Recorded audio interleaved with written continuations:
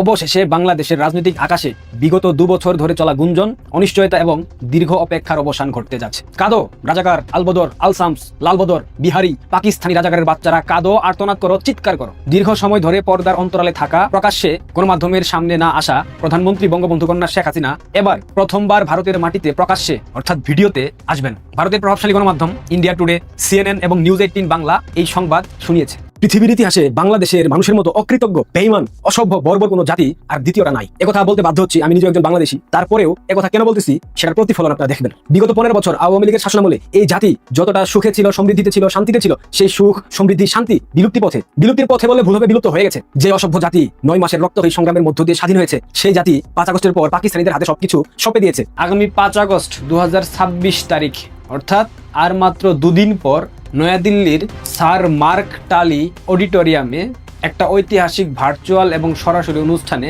বক্তব্য রাখবেন বঙ্গবন্ধু কন্যা শেখ হাসিনা। সন্ধ্যায় এই সংবাদ প্রকাশের পর থেকেই রাজনৈতিক অঙ্গনে তীব্র আলোড়ন সৃষ্টি হয়েছে। একদিকে যেমন নেত্রীকে 2 বছর পর দেখতে পাবে, প্রকাশ্যে দেখার অপেক্ষায় যেই সকল তৃণমূলের নেতাকর্মীরা বুক বেঁধেছিল তাদের অপেক্ষার অবসান হচ্ছে। অন্যদিকে রাজাকার, জামাত, বিএনপি, দেশদ্রোহী পাকিস্তানি শিবিরে অশান্তি শুরু হয়েছে। চরম অস্বস্তিতে ভুগতেছে এই রাজাকারের বাচ্চারা। সাউথ এশিয়ান ফরেন করেসপন্ডেন্টস ক্লাবের উদ্যোগে আয়োজিত এই অনুষ্ঠান সাধারণ কোনো প্রেস কনফারেন্স কিংবা ভাষণের মঞ্চ নয়, বর্তমান ভূরাজনীতি এবং দক্ষিণ এশিয়ার কূটনীতিতে একটা বিরাট মূল পরিবর্তনকারী ঘটনা হিসেবে এই প্রেস কনফারেন্স ইতিহাসে লিপিবদ্ধ থাকবে। এই প্রেস কনফারেন্স নিয়ে বিগত কয়েকদিন থেকেই নানা ধরনের জল্পনা কল্পনা সামাজিক যোগাযোগ মাধ্যমে ঘুরপাক খাচ্ছিল। বিশেষ করে গত 31 জুলাই ভারতের লোকসভায় পেশ করা পার্লামেন্টারি স্ট্যান্ডিং কমিটির একটি প্রতিবেদনকে কেন্দ্র করে রাজনৈতিক মহলে নানা প্রশ্নের জন্ম হয়েছিল। ওই প্রতিবেদনে স্মরণ করিয়ে দেওয়া হয়েছিল ভারতের সুদীর্ঘ কূটনৈতিক নীতির আলোকে কোনো বিদেশি রাজনৈতিক ব্যক্তিত্বকে তাদের ভূখণ্ড ব্যবহার করে অন্য দেশের বিরুদ্ধে রাজনৈতিক তৎপরতা চালানোর অনুমতি দেওয়া হয় না। ভারতে বঙ্গবন্ধু কন্যা শেখ হাসিনার অবস্থান সম্পূর্ণভাবে মানবতাবাদী আশ্রয়ের নীতিমালার উপর ভিত্তি করে অনুমোদিত। এই আইনগত এবং কূটনৈতিক প্রটোকলের কারণে গুঞ্জন উঠেছিল শেখ হাসিনা প্রকাশ্যে আর কোনো রাজনৈতিক বক্তব্য দিতে পারবেন না। এই সংবাদের পর রাজাকারের বাচ্চারা বিষয়টিকে এমনভাবে ব্যাখ্যা করে, ভুলভাল ব্যাখ্যা করে নিজেরা বিজয় উল্লাসে মেতেছিল। সে কি বিজয়, সে কি উচ্ছ্বাস। আসিফ মাহমুদ সজীব ভুইয়া এই জঙ্গি বলেই দিয়েছিল শেখ হাসিনাকে ভারতে আর ভারত রাখতে চাচ্ছে না, তাকে বের করে দিতে চাচ্ছে, যার কারণে ভারতে বসে সে আর কোনো ধরনের রাজনৈতিক প্রচারণা চালাতে পারবে না। ঠিক তার 3 দিন পর কি হলো? কূটনীতির গভীর চাল এবং আন্তর্জাতিক সম্পর্কের মারপ্যাচ কখনোই সাধারণ চোখের দেখায় ধরা পড়ে না, এবং সেটাই প্রমাণিত হলো মাত্র 3 দিনের ব্যবধানে। সব জল্পনা কল্পনার অবসান ঘটিয়ে খোদ নয়াদিল্লির বুকে স্যার মার্ক টালি অডিটোরিয়ামে অনুষ্ঠিত হতে যাচ্ছে এই হাই প্রোফাইল ইভেন্ট। 5 আগস্ট 2026 ঠিক 2 দিন পর ভারতীয় সময় সন্ধ্যা 6টা থেকে 7টা 30 এই প্রেস কনফারেন্স অনুষ্ঠিত হবে। সভাপতিত্ব করবেন ডক্টর ওয়ায়েল আওয়াদ, সভাপতি international association of press club. এই প্রেস কনফারেন্স দিল্লির একাধিক গণমাধ্যম এবং উক্ত ক্লাবের সামাজিক যোগাযোগ মাধ্যম ফেসবুকে অফিসিয়ালি সরাসরি সম্প্রচার করা হবে। ঐতিহাসিক এই অনুষ্ঠানে শুধুমাত্র শেখ হাসিনা এককভাবে বক্তব্য রাখবেন না, তার সাথে যুক্ত হবেন দেশ এবং বিদেশের প্রভাবশালী রাজনৈতিক ব্যক্তিত্ব, আন্তর্জাতিক কূটনৈতিক, নিরাপত্তা বিশ্লেষক সহ একাধিক ব্যক্তিবর্গ। উপস্থিত থাকবেন সজীব ওয়াজেদ জয়, বঙ্গবন্ধু কন্যা শেখ হাসিনার পুত্র, প্রধানমন্ত্রীর সাবেক তথ্য এবং যোগাযোগ প্রযুক্তি বিষয়ক উপদেষ্টা। বৈশ্বিক পরিমণ্ডলে তথ্য প্রযুক্তি এবং রাজনৈতিক কৌশলে তার উপস্থিতি সবসময় বিশেষ তাৎপর্যপূর্ণ। মহিবুল হাসান চৌধুরী নওফেল, বাংলাদেশের সাবেক শিক্ষামন্ত্রী এবং তরুণ প্রজন্মের কাছে অত্যন্ত জনপ্রিয় রাজনৈতিক ব্যক্তিত্ব। স্পেশালি বাংলাদেশ আওয়ামী লীগের তৃণমূলের নেতাকর্মীদের কাছে অত্যন্ত জনপ্রিয়, জননন্দিত জননেতা ব্যারিস্টার মহিবুল হাসান চৌধুরী নওফেল। এই অনুষ্ঠানের সব থেকে বড় চমক বাংলাদেশ ক্রিকেটের পোস্টার বয়, বিশ্ব ক্রিকেটের সর্বকালের সেরা অলরাউন্ডার এবং সাবেক সংসদ সদস্য সাকিব আল হাসান। আন্তর্জাতিক পরিমণ্ডলে সাকিবের আকাশচুম্বী জনপ্রিয়তা এবং পরিবর্তিত রাজনৈতিক প্রেক্ষাপটে তার উপস্থিতি এই অনুষ্ঠানকে আন্তর্জাতিকভাবে ঠিক কোথায় নিয়ে পৌঁছাবে রাজাকারের বাচ্চাদের কোনো আইডিয়াই নাই। উপস্থিত থাকবেন আমিনুল হক পলাশ, আমাদের প্রিয় পলাশ ভাই, সাবেক ছাত্রলীগ নেতা, সাবেক কূটনৈতিক এবং আন্তর্জাতিক নিরাপত্তা বিশ্লেষক। ভূরাজনীতির জটিল সমীকরণগুলো ব্যাখ্যা করতে তার উপস্থিতি অত্যন্ত গুরুত্বপূর্ণ। আবু উবাইদা আরিন প্রখ্যাত রাজনৈতিক এবং সন্ত্রাস বিরোধী বিশ্লেষক, মোহাম্মদ আলী সিদ্দিকী মহাসচিব Bangladesh human rights watch, Shah Mohammad Bakhtiar পরিচালক Bangladesh human rights watch USA. এই প্যানেলটির দিকে তাকান, বোঝা যায় না পরিষ্কারভাবে এটা কেবলমাত্র রাজনৈতিক বক্তব্য উপস্থাপনের মঞ্চ নয়, এটা সুপরিকল্পিত বুদ্ধিবৃত্তিক এবং কূটনৈতিক ফোরাম, যেখানে দেশের ভবিষ্যৎ রাজনীতি, মানবাধিকার পরিস্থিতি এবং আইনি লড়াইয়ের রূপরেখা আন্তর্জাতিক সমাজের সামনে তুলে ধরা হবে। দিল্লির এই হাই প্রোফাইল ইভেন্টের ঠিক আগে ঘটে যাওয়া কিছু কূটনৈতিক তৎপরতা পুরো পরিস্থিতিকে আরও বেশি রোমাঞ্চকর করে তুলেছে। কি সেগুলা? সম্প্রতি মার্কিন কূটনৈতিক সার্জিও গোর উনার বাংলাদেশ সফর এবং পাশাপাশি দীনেশ ত্রিবেদী উনার সাথে বৈঠক এবং হঠাৎ করে দিল্লি চলে যাওয়া। গতরাতে তিনি দিল্লি পৌঁছেছেন, তারই ঠিক কয়েক ঘন্টা পর দিল্লিতে শেখ হাসিনার প্রেস কনফারেন্স। ব্যাপারগুলা কেমন ধোঁয়াশা ধোঁয়াশা লাগতেছে না? তার উপর আবার কূটনৈতিকদের ঘন ঘন উচ্চ পর্যায়ের যাতায়াত, বৈঠক, এগুলা বাংলাদেশ এবং ভারতের দ্বিপক্ষীয় সম্পর্ক, পাশাপাশি দক্ষিণ এশিয়ার সামগ্রিক স্থিতিশীলতা সম্পর্কিত বড় ধরনের কোনো সমঝোতা কিংবা রূপরেখা তৈরি হচ্ছে। আন্তর্জাতিক রাজনীতিতে কোনো ঘটনায় হঠাৎ করে ঘটে না, প্রত্যেকটা পদক্ষেপের পেছনে সুনির্দিষ্ট পরিকল্পনা কাজ করে। সার্জিও গোরের ঢাকা সফর এবং পরবর্তীতে ভারতের নীতি নির্ধারক মহলের সাথে যোগাযোগ প্রমাণ করে বাংলাদেশের বর্তমান সংকটের স্থায়ী সমাধান কিংবা বিকল্প রাজনৈতিক বন্দোবস্তের কাজ পর্দার আড়ালে অনেক দূর এগিয়ে গেছে। গত 2 বছর ধরে বাংলাদেশের রাজনৈতিক দৃশ্যপট সরল রেখায় চলে নাই। আওয়ামী লীগের পতনের পর অন্তর্বর্তীকালীন সরকারের আমল পেরিয়ে রাজনৈতিক ময়দানে বিএনপি এবং অন্যান্য দলগুলা যেভাবে নির্যাতন নিপীড়ন চালাচ্ছে, তাতে করে আওয়ামী লীগের উপর প্রশাসনিক এবং আইনি বাধা, পাশাপাশি মব সন্ত্রাসের যে নির্মম সময় চলছে, এরপর আবার আদালতের কার্যক্রম চলমান থাকায় সন্ত্রাস বিরোধী আইনের আওতায় আওয়ামী লীগের রাজনৈতিক কার্যক্রম সম্পূর্ণভাবে নিষিদ্ধ করে রাখা হয়েছে। দেশের ভেতরের নেতাকর্মীদের উপর আইনি প্রক্রিয়া, মামলা, নানামুখী দমনপীড়নের চিত্র প্রতিদিনের সংবাদ মাধ্যমের শিরোনামে আসছে না? এই প্রতিকূল পরিস্থিতির মধ্যেও আওয়ামী লীগের তৃণমূলের নেতাকর্মীরা, সমর্থকরা এক মুহূর্তের জন্য নেত্রীর উপর থেকে নিজেদের আস্থা হারায়নি। কোনো নেতাকর্মী আস্থা হারায়নি। বিগত 2 বছর তারা কাটিয়েছে চরম উৎকণ্ঠা এবং অদম্য প্রত্যাশার মধ্য দিয়ে। সোশ্যাল মিডিয়া কিংবা গোপন আড্ডায় একটাই আলোচনার বিষয় ছিল, কবে ফিরবেন বঙ্গবন্ধু কন্যা শেখ হাসিনা, কবে আবার নতুন করে ঘুরে দাঁড়াবে সোনার বাংলাদেশ। ঠিক সেই সময় 5 আগস্টের এই ঘোষণা নেতাকর্মীদের মধ্যে নতুন প্রাণের সঞ্চার সৃষ্টি করেছে। 5 আগস্টের অনুষ্ঠানের আমন্ত্রণপত্র এবং বিশ্বস্ত সূত্র থেকে প্রাপ্ত তথ্য অনুযায়ী এই ভার্চুয়াল এবং সরাসরি সম্মেলনে বঙ্গবন্ধু কন্যা শেখ হাসিনা প্রধানত কয়েকটি গুরুত্বপূর্ণ বিষয় নিয়ে কথা বলবেন। প্রথমত, বাংলাদেশের বর্তমান রাজনৈতিক পরিস্থিতি, অর্থাৎ দেশের ভেতরে চলা আইনি প্রক্রিয়া, মানবাধিকার লঙ্ঘন এবং বিএনপি জামায়াতের দমন-পীড়ন নিয়ে আন্তর্জাতিক সমাজের সামনে নিজের বক্তব্য তুলে ধরবেন। দ্বিতীয়ত, আওয়ামী লীগ কিভাবে আগামী দিনে ঘুরে দাঁড়াবে এবং বর্তমান সংকট উত্তরণে তাদের কৌশল কি হবে তার সুনির্দিষ্ট রূপরেখা ঘোষণা করতে পারেন। তৃতীয়ত, নেতাকর্মীদের সবথেকে কাঙ্ক্ষিত প্রশ্ন, কবে এবং ঠিক কোন প্রক্রিয়ায় তিনি কিংবা দলের শীর্ষ নেতৃত্ব দেশে ফেরার প্রস্তুতি নিচ্ছেন সে বিষয়ে একটি সম্ভাব্য রোডম্যাপ তিনি প্রকাশ করতে পারেন। চতুর্থত, বর্তমান সরকারের আমলে দেশের অর্থনৈতিক অবস্থা, গণতন্ত্রের অবক্ষয় এবং আন্তর্জাতিক আইনের পরিপন্থী কার্যক্রমগুলোর চিত্র বিশ্ববাসীর সামনে উন্মোচন করা হবে।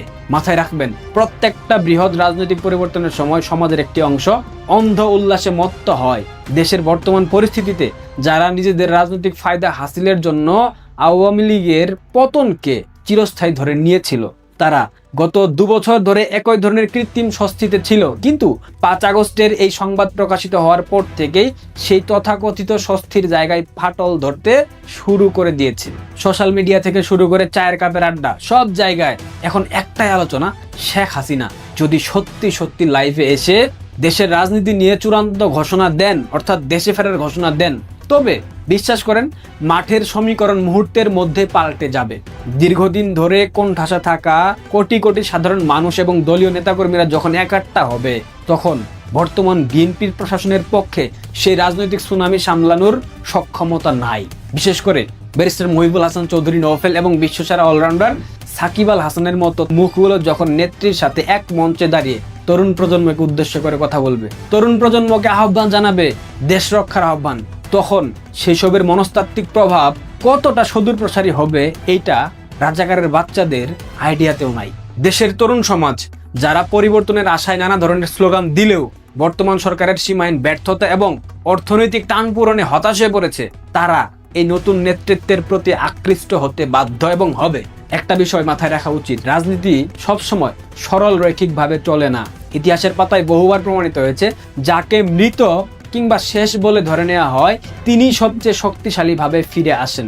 আগামী 5 আগস্ট 2026-এর সন্ধ্যা 6টা বাংলাদেশের রাজনৈতিক ইতিহাসে একটি টার্নিং পয়েন্ট হয়ে থাকবে। নয়াদিল্লির স্যার মার্ক টালি অডিটোরিয়াম, সেই মঞ্চ থেকে উচ্চারিত প্রতিটি শব্দ কেবলমাত্র ঢাকার ক্ষমতার করিডোরেই কম্পন তুলবে না, সেটা সমগ্র দক্ষিণ এশিয়ার ভূরাজনীতিতে এক নতুন অধ্যায়ের সূচনা করবে। যারা এতদিন ভেবেছিল আওয়ামী লীগকে চিরতরে মুছে ফেলা সম্ভব, তাদের সেই স্বপ্নভঙ্গের সময় দ্রুত ঘনিয়ে আসছে। দীর্ঘ 2 বছরের দীর্ঘশ্বাস, অপমান, আইনি লড়াইয়ের অবসান ঘটিয়ে বঙ্গবন্ধু কন্যা শেখ হাসিনার এই প্রকাশ্য উপস্থিতি প্রমাণ করে দিচ্ছে খেলা শুরু হয়েছে। আসল টার্ন এখনো অনেক বাকি।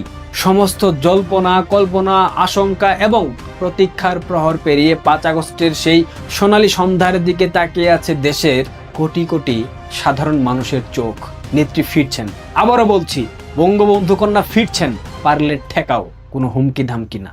রিয়েলিটি মাইনা নাও জনাব তারেক রহমান। জয় বাংলা, জয় বঙ্গবন্ধু। ভালো থাকবেন, পারলে ভিডিওটা শেয়ার করবেন। 30 লক্ষ মুক্তিযোদ্ধার তরতাজা রক্ত, 2 লক্ষ মা বোনের সম্ভ্রম যাদের কাছে মূল্যহীন, সেই জাতিকে তো ভাই চড়া মূল্য দিতে হবে। দিচ্ছে এই জাতির কপালে অশেষ দুর্গতি অপেক্ষমান। আমি আমার বানানো কোনো কথা বলতেছি না, কিংবা আমি মন গড়া কোনো কথা বলতেছি না। বাংলাদেশের কয়েকটা গণমাধ্যমের কিছু ভিডিও আপনারা দেখেন, এরপর বুঝবেন বাংলাদেশটা ঠিক এই মুহূর্তে কোথায় গিয়ে দাঁড়িয়ে আছে, আর কোথায় গিয়ে দাঁড়াচ্ছে এবং কোথায় গিয়ে দাঁড়াবে। খাল উদ্ধার করতে গিয়ে খালেই বিলীন 1300 কোটি টাকা। এলাকার জলাবদ্ধতা নিরসনে নেয়া আলোচিত ডিএনটি বাঁধ প্রকল্প কোনো কাজে তো আসেনি, বরং উদ্ধার করা জায়গায় গরুর ঘাস চাষ করেছেন প্রভাবশালীরা। শুধু তাই নয়, দখল আর ময়লার কারণে পানি উপচে ডুবছে সড়ক। একদিকে কঠোর আইনের মাধ্যমে নিষিদ্ধ করা হয়েছে জুয়া খেলা, অন্যদিকে বৈধতা দেয়া হলো কর বাড়িয়ে। দর্শক, ঠিকই শুনছেন, এমন বিপরীতমুখী 2 আইন তৈরি হয়েছে জাতীয় সংসদে, যা দেশের আইন প্রণয়ন পদ্ধতির দুর্বলতার ইঙ্গিত বলে মনে করছেন বিশ্লেষকেরা। তাদের মতে অবৈধ কর্মকাণ্ড থেকে কর আদায়ের চেষ্টা পুরোপুরি অনৈতিক। কয়েকটি মাত্র গাড়ির জন্য মাসে জ্বালানি ব্যয় 12 লাখ টাকা। শুধু তাই নয়, এসব রক্ষণাবেক্ষণের জন্য থাকবে আরো 3.5 লাখ করে।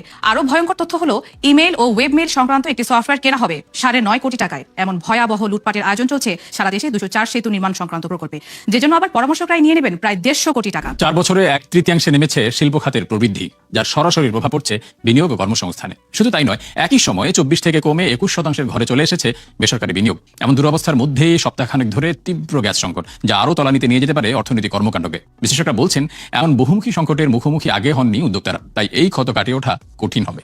এবার রাজনৈতিক বিবেচনায় কেবল সরকার দলীয় সংসদ সদস্যদের এলাকার জন্য নেওয়া হলো 8,000 কোটি টাকার বিশাল এক প্রকল্প, যা দিয়ে 108 উপজেলায় নির্মিত হবে 204টি সেতু। আরো আশ্চর্যের তথ্য হলো, প্রকল্পটি নেওয়া হয়েছে কোনো ধরনের সমীক্ষা ছাড়াই, যা নিয়ে আপত্তি তুলেছে খোদ পরিকল্পনা কমিশন।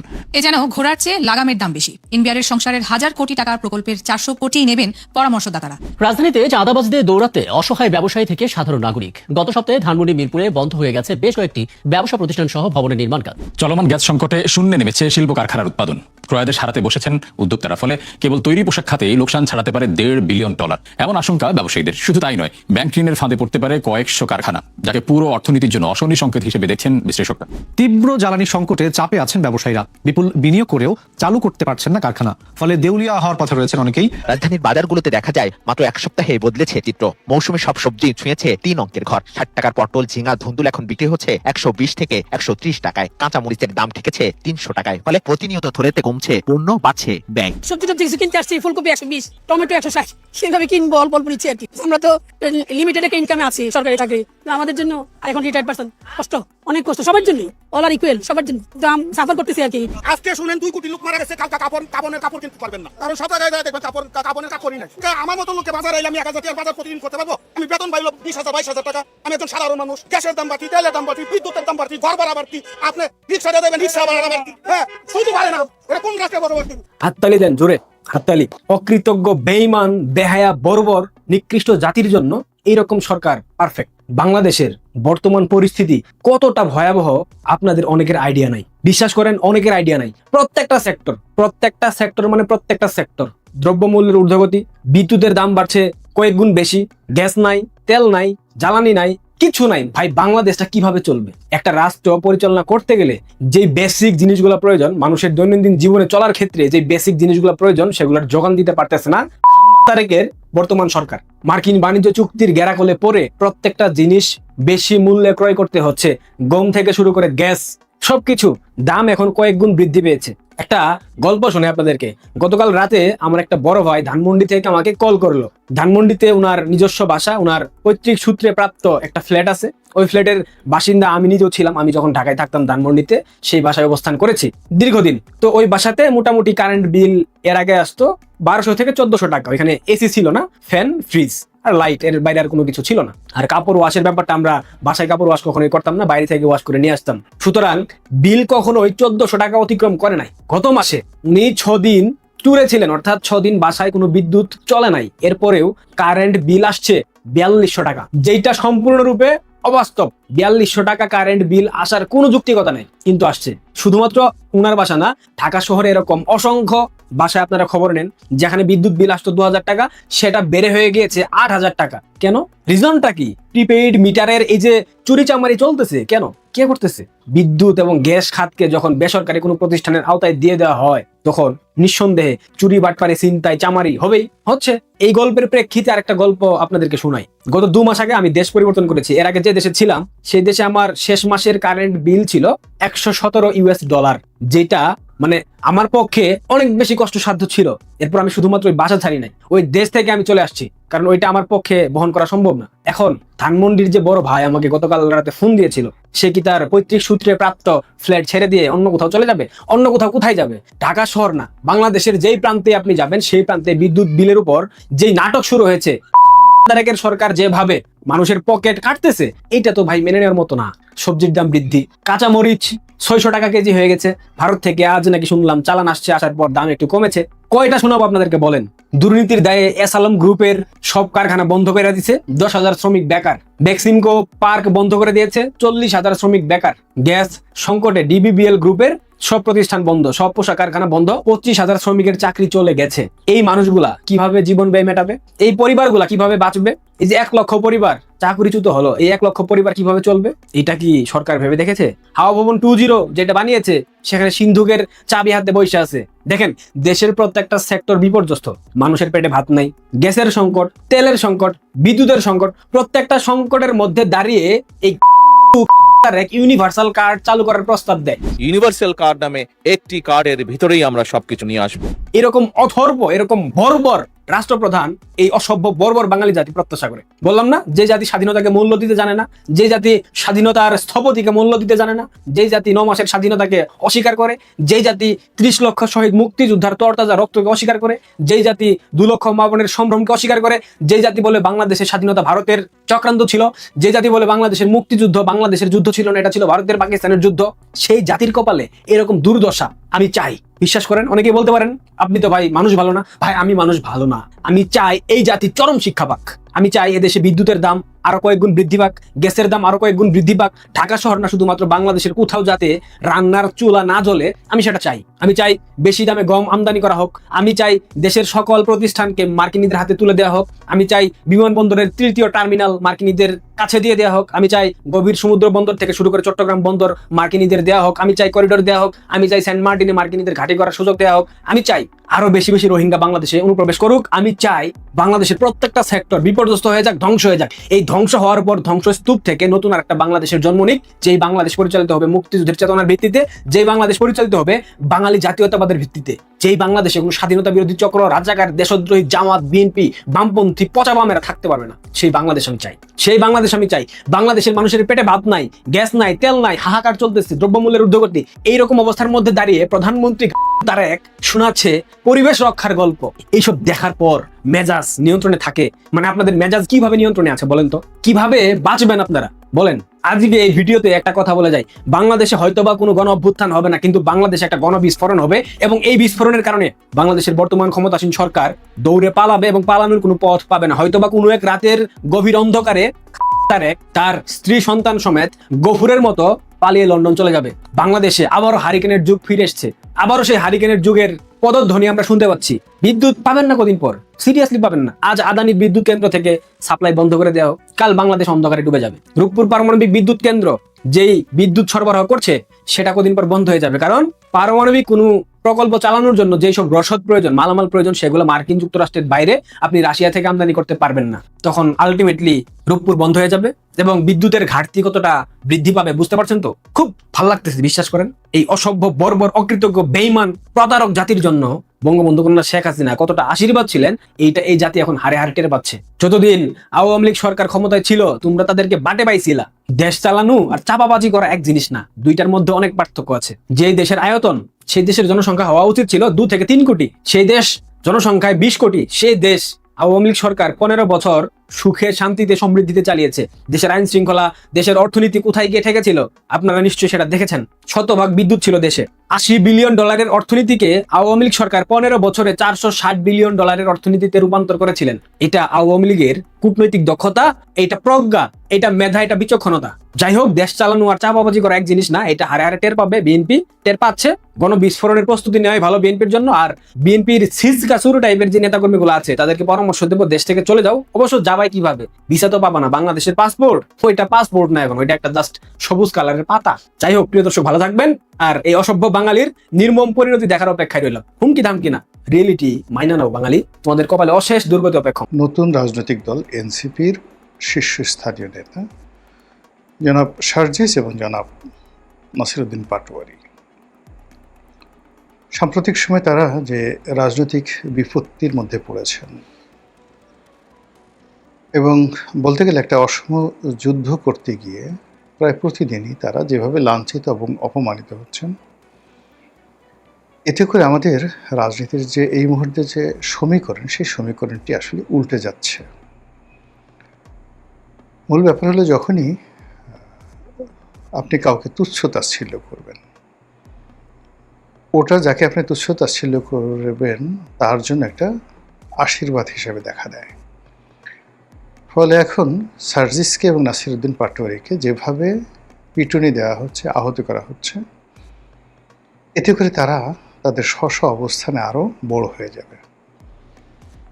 শুধু আমাদের দেশ না, পৃথিবীর যে কোনো দেশে যখনই কাউকে খুব বেশি নির্যাতন করা হয়, জুলুম অত্যাচার করা হয় কার উপর, কিংবা কাউকে মূল ট্র্যাকের বাইরে রাখার জন্য প্রাণান্ত চেষ্টা করা হয়, সেই মানুষটি সেখান থেকে বের হয়ে আসলে নেতা হয়ে যান।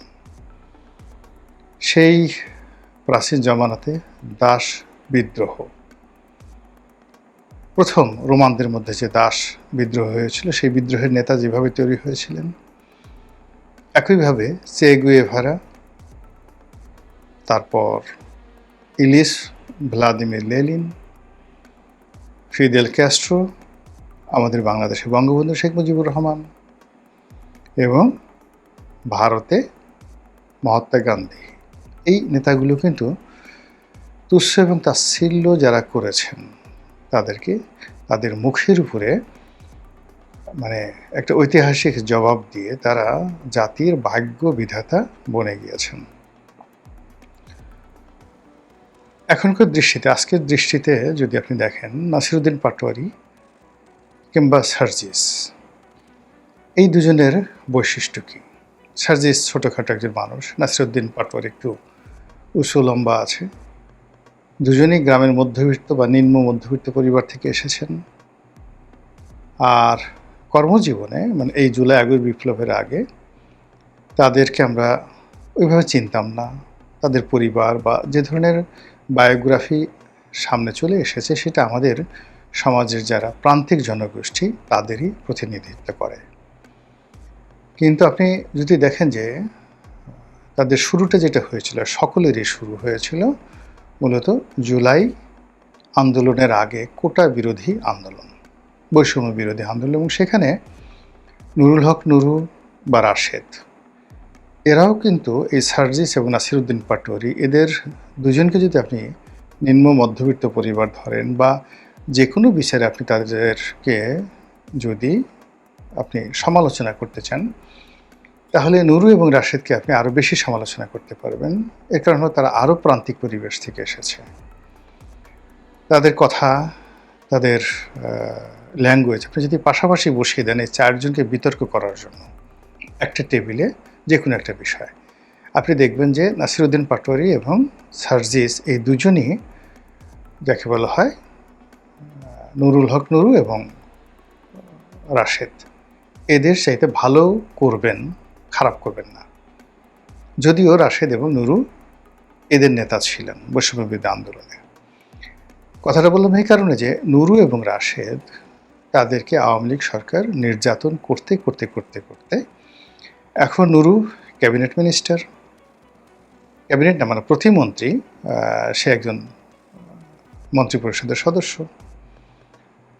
রাশেদ বিএনপির মতো একটা বড় দলের মনোনয়ন পেল, আবার সেটা মানে পাশ করতে না পারার কারণে তাকে সচিব পদমর্যাদায় প্রধানমন্ত্রীর সমস্ত রাজনৈতিক বিষয়াদি দেখার জন্য তাকে নিয়োগ দেওয়া হয়েছে। তারা দুজন দায়িত্ব পালন করছেন, কিন্তু এখনও পর্যন্ত আপনি যদি পাশাপাশি দেখেন যে তারা মন্ত্রী হয়েছেন, সচিব হয়েছেন, কিন্তু আর্ট অ্যান্ড অ্যাটিটিউডে স্টিল আজকের দিন পর্যন্ত সার্জিস এবং নাসিরুদ্দিন পাটোয়ারি সাবলীল, আরও বেশি সাবলীল। তো কাজেই তাদেরকে যদি আপনি বারবার আঘাত করেন, তারা যে আগামী দিনে একজন বড় নুরু হবে না, নুরু দ্য গ্রেট। আর ধরেন এই রাশেদ দ্য গ্রেট বা রাশেদ দ্য বড় ভাই, আমাদের দেশে আছে না রাফসান দ্য বড় ভাই, রাশেদ দ্য বড় ভাই, নুরু দ্য বড় ভাই, তারা যে হবে না তা কিন্তু বলা যাচ্ছে না। মূল ব্যাপার হলো যে সার্জিস কি করছে জানি না, সার্জিস ছোটোখাটো তার যে সে সাধারণত বাজে কোনো কথা বলে না, কিন্তু যাকে বলা হয় নাসিরুদ্দিন পাটোয়ারি সে সমালোচনা করেন, কিন্তু সে কিন্তু কোনো অশ্লীল শব্দ উচ্চারণ করছে বা ওরকম হাদি যেভাবে আজে বাজে কথাবার্তা বলতো ওই ধরনের আজে বাজে কোনো কথা আমি এখন পর্যন্ত তার মুখ দিয়ে শুনি না। কিন্তু সে টু দি পয়েন্টে যে বিষয়গুলো মেনশন করে, যে বিষয়গুলো পয়েন্ট আউট করে, আর যে বিষয়গুলো জনগণের সামনে তুলে নিয়ে আসে, এগুলোর মানে যে একেবারে অসত্য, মানে এগুলো অপ্রিয়, প্রচণ্ড অপ্রিয়, অনেক ক্ষেত্রে সৌজন্যবিহীন, এগুলোর কোনো সৌজন্য নেই, আমাদের সমাজের যে প্রথা তার বিরুদ্ধ।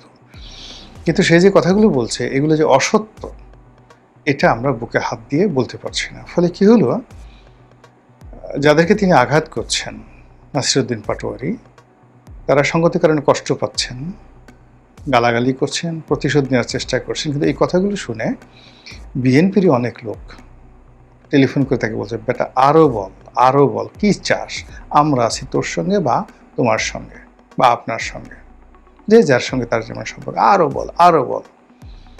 তারপর তার দলের যারা লোকজন তারা তো পিছন থেকে বলে, আরে বাঘের বাচ্চা, বাঘের বাচ্চা।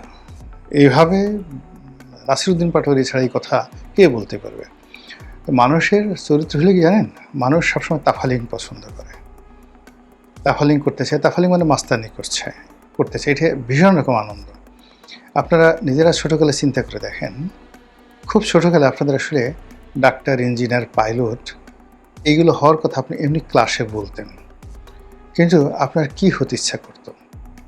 আপনার একটা মাস্তান হতে ইচ্ছা করতো, আপনি দূর থেকে মাস্তান দেখতে পছন্দ করতেন।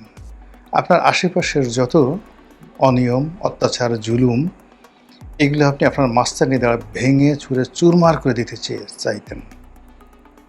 তো আপনি সুযোগ পাননি, বা আপনার সে সাহস হয়নি, বা আপনাকে এই ধরনের কোনো কেউ প্রেজ করেনি। কিন্তু যারা একবার সুযোগ পেয়েছে এবং মানুষের প্রশংসা পেয়েছে, তারা এক একজনে হাজি মাস্তান হয়ে গেছেন, দাউদ ইব্রাহিম হয়ে গেছেন, ছোট শাকিল হয়ে গেছেন, আরও অনেক কিছু। তো নাসিরুদ্দিন পাটোয়ারি এবং অল অফ দ্য মানে যাকে বলা হয় জুলাই বিপ্লবী, তাদের মধ্যে শব্দ বোমা প্রয়োগের ক্ষেত্রে, যেমন হাদি যে কথাগুলো বলতো সেগুলো অশ্লীল ছিল, অশ্রাব্য ছিল, যৌনাঙ্গ এবং মলদার সংক্রান্ত বিষয়াদি ছিল। কিন্তু সে কিন্তু এই কথাগুলো বলছে না। সে যে কথাগুলো বলছে টু দি পয়েন্টে, গোলাম মোল্লা রনি সে একজন দুর্নীতিবাজ, গোলাম মোল্লা রনি সে একজন চাঁদাবাজ, গোলাম মোল্লা রনি এই কাজগুলো, মানে জাস্ট আমার নাম দিয়ে বললাম, এবার টু দি পয়েন্টে। তো সেক্ষেত্রে ইন পার্সন আমরা তাকে ফেস করতে পারছি না বা আমরা তাকে বলতে পারছি না, তখন আমরা তার টেংরি ভেঙে দেওয়ার চেষ্টা করছি। তো এরকম ঘটনাগুলো সে ঘটিয়ে যাচ্ছে, এবং তার প্রেক্ষিতে এখন এই জুলাই মাসে এসে তিনি এবং তার সাথে তার সহযোগী সার্জিস, এই দুইজনকে যেভাবে বিএনপির যারা লোকজন আছে তারা টার্গেট করছেন, তাতে করে পুরো রাজনীতির যে জল এটা গোলা হয়ে গেছে। বিএনপি এখানে ত্রিমাত্রিক কৌশল করছে। প্রথম কৌশল হলো সার্জিসকে এবং নাসিরউদ্দিন পাটোয়ারিকে আলাদা করে দেওয়া। 2 নম্বর হলো নাসিরউদ্দিন পাটোয়ারিকে 1 নম্বর টার্গেট করে এনসিপিকে বলে দেওয়া হয়েছে যে আপনারা একে বাদ দেন, do everything without Nasiruddin Patwari.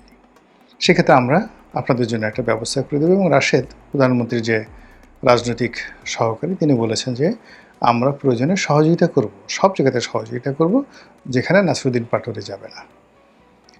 এটা এক ধরনের যাকে বলা হয় মানে এমন প্রস্তাব যে ভাই আপনি বিয়েটা করাই দেন, আপনি বসের ঘরে যেতে খুব লজ্জা পাচ্ছেন, ওটা আমি সেরে দেবো আর কি। রাজনীতিতে আসলে প্রতিপক্ষের সুবিধা নিয়ে, দয়া নিয়ে, করুণা নিয়ে কখনোই কেউ রাজনীতি করতে পারে না, সাইন করতে পারে না।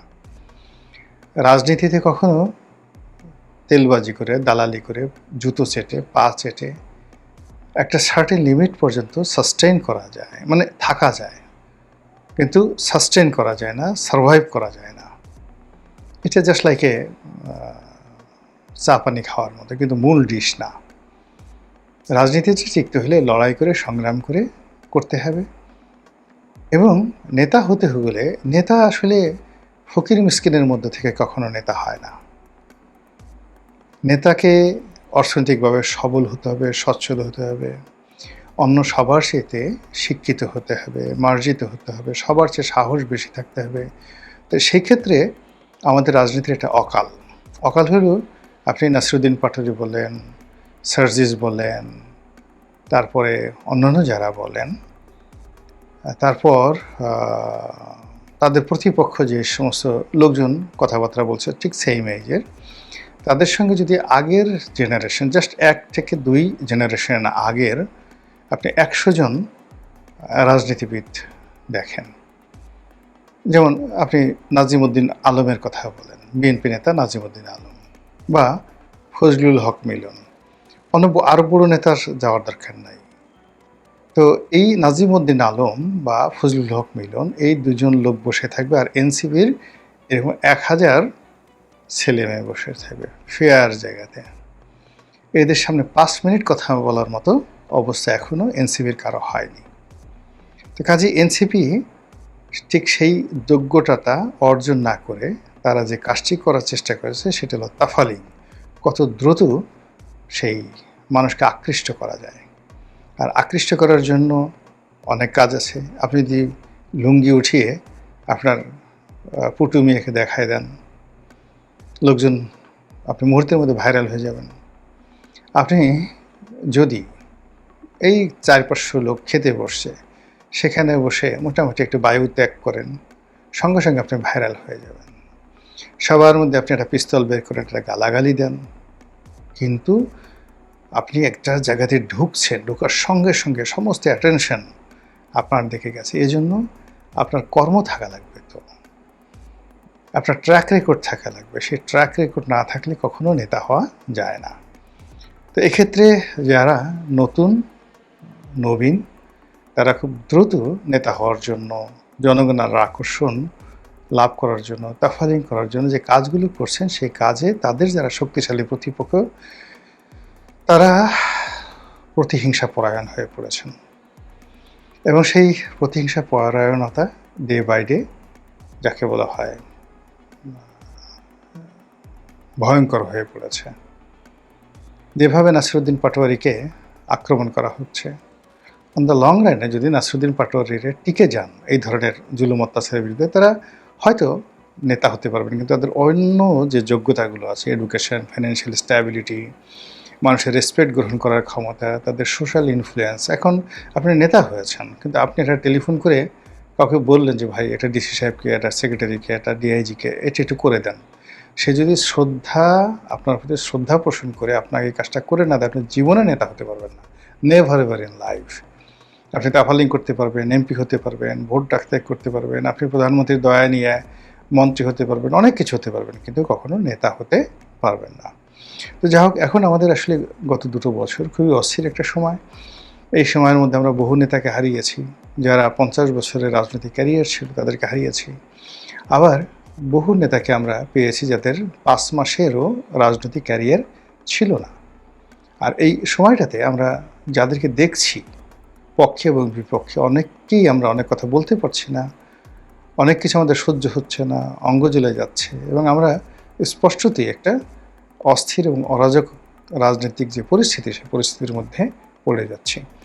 আর তারই মধ্যে 2026 সনের জুলাই মাসে যেভাবে এনসিপির যারা নেতৃবৃন্দ রয়েছেন তাদের উপরে যেভাবে আক্রমণ চালানো হচ্ছে, আর প্রতিপক্ষ যেভাবে এই আক্রমণ করে গর্ব অনুভব করছে, তৃপ্তি অনুভব করছে, এটি আরও 10টি মানে একটি অপরাধ আরও 10টি অপরাধকে দাওয়াত করে নিয়ে আসবে। একটি প্রতিহিংসা আরও 10টি প্রতিহিংসাকে দাওয়াত করে নিয়ে আসবে। এবং আমাদের এই সমাজে যখনই মানে দুর্বলের পক্ষ থেকে কোনো আঘাত আসে, ও আঘাতটা মারাত্মক হয়, মরণ কামড় হয়। যে কোনো দুর্বল সাধারণত আক্রমণ করে না, কিন্তু দুর্বল যখন আক্রমণ করে তখন কিন্তু সেটা মারাত্মক হয়। আপনি চিন্তা করুন, ভারতবর্ষের ইতিহাসে যদি আয়রন লেডি বলা হয়, সর্বকালের সবচেয়ে কঠিন, কঠোর এবং নির্মম নিষ্ঠুর কোনো রাজনৈতিক নেতা থাকেন ভারতের ইতিহাসে, তিনি ইন্দিরা গান্ধী। আচ্ছা বলেন তো, তাকে কে মেরেছিল? একজন দুর্বল মানুষ, তার বডিগার্ড, সারাক্ষণ যে মাথা নুয়ে থাকতো সে তাকে মেরেছিল। আচ্ছা, নথুরাম গডস কে ছিলেন? মহাত্মা গান্ধীকে যিনি গুলি করেছিলেন, তিনি একজন বিপ্লবী ছিলেন, কিন্তু তিনি বহু কাল ধরে, বহু বছর ধরে মহাত্মা গান্ধীর আশ্রমে যেতেন, বসে থাকতেন, দিনের পর দিন তার বক্তব্য শুনতেন এবং তার একান্ত ভক্ত লোক ছিলেন। দুর্বল একজন মানুষ। তো দুর্বল একজন মানুষ যখন কাউকে আক্রমণ করে, প্রতিহিংসাপরায়ণ হয়ে যায়, তখন সেটা খুব ভয়ঙ্কর হয় যে কোনো দুর্বলের। এখন নাসিরুদ্দিন পাটোয়ারিকে যদি আপনি দুর্বল মনে করেন, সার্জিসকে দুর্বল মনে করেন, তো সেক্ষেত্রে এই দুর্বল মানুষগুলো যখন বলছে যে আমি তারেক রহমান সাহেবকে প্রতিশোধ নেব, তারেক রহমান সাহেব এটা খুব আমার রক্ত ঝরিয়েছে, খুব খারাপ কাজ করছে, তাকে কাফফারা দিতে হবে, তাকেও রক্ত দিতে হবে। আপনি বোঝার চেষ্টা করেন এই যে জিঘাংসা, এই জিঘাংসা কতটা ভয়ানক প্রতিক্রিয়া তৈরি করতে পারে। আপনি ইতিহাস পড়লে এরকম আমি অন্তত 20 জন মানে লোকের নাম বলতে পারবো আপনি যাদেরকে একেবারে তুচ্ছ তাচ্ছিল্য করেছেন। যেমন হযরত উমরকে যে হত্যা করেছে, হযরত আলীকে যারা হত্যা করেছে, আপনি পড়ে দেখেন, মানে কোনো তুচ্ছ তাচ্ছিল্য করে একেবারে সাধারণ মানুষ, কল্পনা যে কখনো কল্পনাই করেনি যে এই লোক হযরত আলীকে হত্যা করতে পারে, এই লোক হযরত উমরকে হত্যা করতে পারে। মানে ওমর আর ঠাট্টা করে, ওই যে হত্যাকারী তাকে ঠাট্টা করে একদিন একটা কথা বলেছিল, তুমি তো ভাবসা কেমন দেখাচ্ছ, কথাবার্তা বলছো, মনে হয় যেন তুমি আমাকে মেরেই ফেলবে। অথচ তার হাতে তার কিন্তু মৃত্যু হয়েছে, জঘন্যভাবে মৃত্যু হয়েছে। তো কাজে এখানে আমি মনে করি রাজনীতিতে প্রতিহিংসা সৃষ্টি করতে হয় না, অসম কোনো যুদ্ধ করতে হয় না, এবং দুর্বলদেরকে কখনো খেপাতে হয় না। শেখ হাসিনা যাদেরকে খেপিয়েছিলেন, বৈষম্য বিরোধী আন্দোলনের নেতৃবৃন্দ, তখনও পর্যন্ত তারা তাকে আম্মা ডাকতেন, বঙ্গবন্ধুকে জাতির পিতা বলতেন, বঙ্গবন্ধুর বাংলায় অনাচার হবে না ইত্যাদি স্লোগান দিতেন। আর শেখ হাসিনা বারবার শুধু তাদেরকে তুচ্ছ এবং তাচ্ছিল্য করেছেন। আর সেই তুচ্ছ তাচ্ছিল্যের পরিণামটা কী হয়েছে নিঃসন্দেহে আমরা সবাই খুব ভালো করে জানি। আশা করি বর্তমান সরকার অনুরোধ কোনো অবস্থাতেই কাউকে তুচ্ছ এবং তাচ্ছিল্য করবেন না।